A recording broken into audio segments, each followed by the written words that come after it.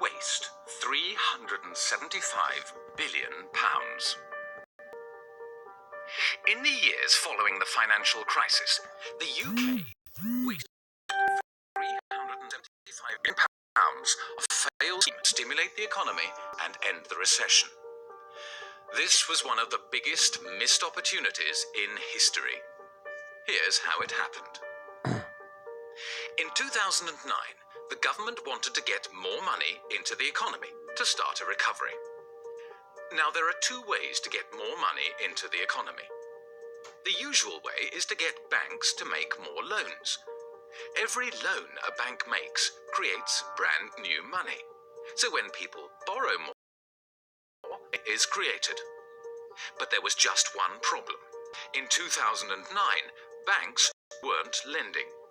They were terrified that their existing loans wouldn't be repaid, so they weren't willing to make new ones.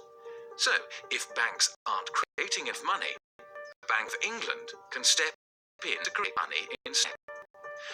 As King, then Governor of the Bank of England, explained, a damaged banking system means that today banks aren't creating enough money.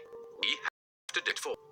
From 2009, the Bank of England started a scheme called quantitative easing.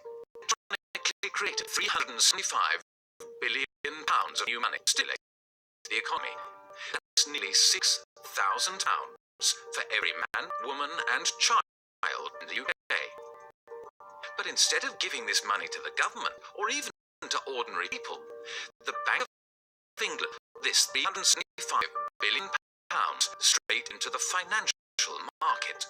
By flooding the markets with newly created money, it pushed up share prices by 20%. The big idea was that people who own shares would feel wealthier and then go out to the economy and spend more. The money would trickle down, and eventually everyone would end up better off. But most people don't own any shares.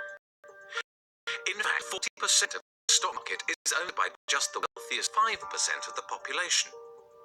These people became richer by £128,000 per household.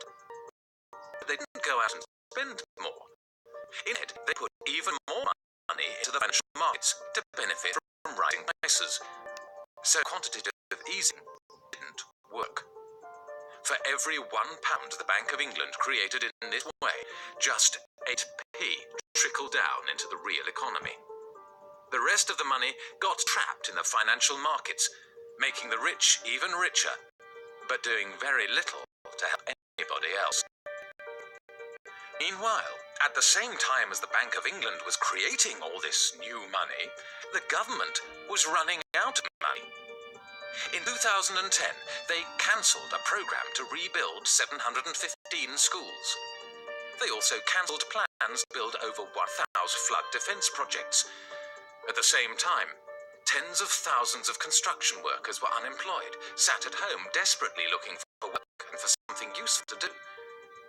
Instead of using some of the new money to employ them to build good schools, which would cost just £1 billion, we let the Bank of England create 375 times this amount just to flood the financial markets. So why does the government cancel essential projects because there's no money? Even though the Bank of England was able to create more new money than the entire government spends in 6 months.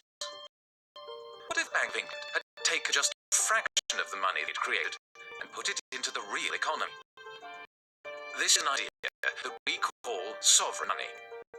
Instead of relying on private banks to create money to push up house prices, or letting the Bank of England create money to flood financial markets, we could use the power to create money in the public interest, to improve our economy, to build better homes, better infrastructure, cleaner energy, more jobs, or whatever we democratically decide is most important.